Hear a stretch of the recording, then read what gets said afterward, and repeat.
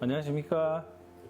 뷰티렐라TV의 은하수아빠 조원장입니다. 오늘은 너무나 흔한 주제이지만 우리가 강구하고 있는 이야기를 한번 리마인드 해보려고 합니다. 보톡스 시술 후 주의사항에 대해 좀 깊이 알아보려고 하거든요. 당연히 여기던 것들 중에서 제가 새롭게 알게 된 내용이 있어서 여러분과 함께 좀 나누고 싶습니다. 먼저 보톡스 시술 후 눕지 말라는 주의사항에 대해서 이야기를 한번 해볼까요? 보톡스를 맞고 나서 4시간 동안 눕지 말라고 하는데요. 사실 저는 그동안 이 주의사항의 중요성을 크게 여기지 않았었습니다. 하지만 최근 알게 된 사실은 이 4시간이 보톡스가 주입된 부위에 안정적으로 자리 잡는 중요한 시간이라는 거예요. 서 있거나 앉아 있을 때 중력이 약물을 아래로 살짝 이동시키는 정도지만 누워 있으면 약물이 옆으로 더 많이 퍼질 수 있다고 돼 있더라고요. 특히 미간 보톡스 경우에는 눈 쪽으로 이동을 해서 눈이 무거워지는 현상이 생길 수가 있죠. 여기서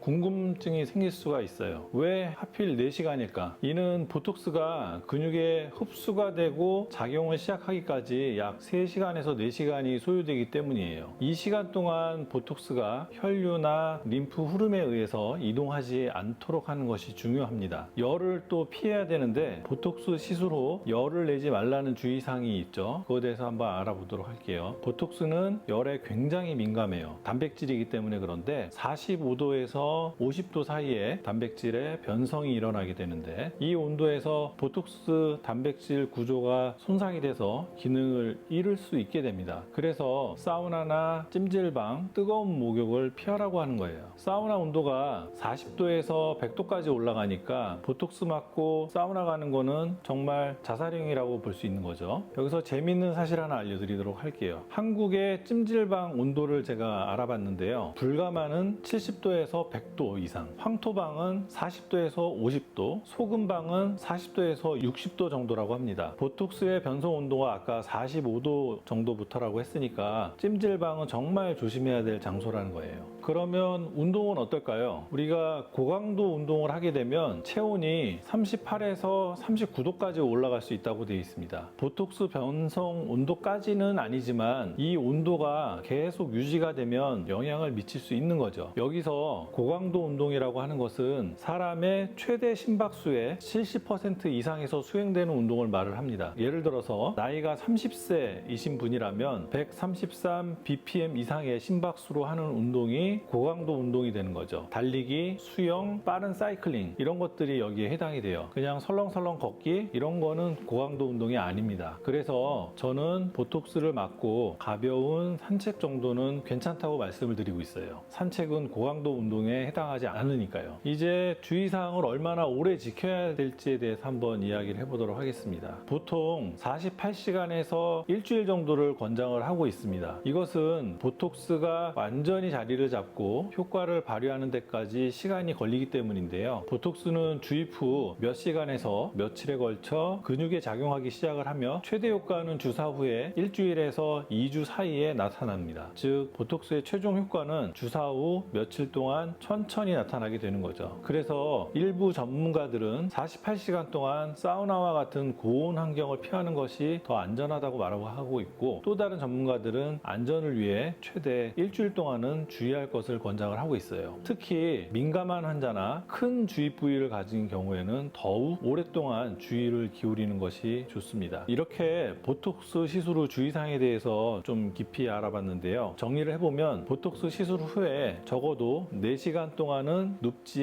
눕지 않아야 원하지 않는 방향으로 퍼지지 않기 때문에 부작용이 덜하게 됩니다. 두 번째, 사우나나 찜질방 뜨거운 목욕 피하는 거, 보톡스 단백질의 변성이 되지 않도록 해서 효과가 떨어지는 것을 막는 겁니다. 반대로 보톡스가 너무 많이 들어갔다, 효과를 빨리 떨어뜨려야 되겠다고 하면 이걸 이용하는 것도 하나의 방법이 되겠죠. 세 번째, 고강도 운동을 삼가하기. 고강도 운동은 아까 제가 말씀드린 것처럼 최대 심박수의 70% 이상을 갖다 유지하는 운동이지 가볍게 산책하는 것은 고강도 운동이 아니다라고 말씀을 드렸습니다. 그리고 이러한 사항을 적어도 48시간에서 일주일 정도는 주의사항을 지켜야 한다. 이 점을 꼭 기억을 해주셨으면 좋겠어요. 그리고 또 혹시 더 궁금한 점이 있으시면 언제든지 전문가와 상담을 하는 것이 좋겠습니다. 보톡스는 정말 좋은 시술이지만 개인적으로는 신이 인간에게 주신 아주 좋은 선물이라고 생각을 합니다. 올바르게 시술 후 관리를 해야 최상의 효과를 볼 수 있다고 생각이 듭니다. 여러분들의 아름다움을 위해서 이런 작은 주의사항들을 잘 지켜주셨으면 하는 그런 바람으로 오늘 이 영상을 만들어 보았습니다. 저는 다음에 또 여러분의 아름다움에 도움이 될 만한 정보로 다시 찾아뵙도록 하겠습니다. 경청해 주셔서 감사합니다.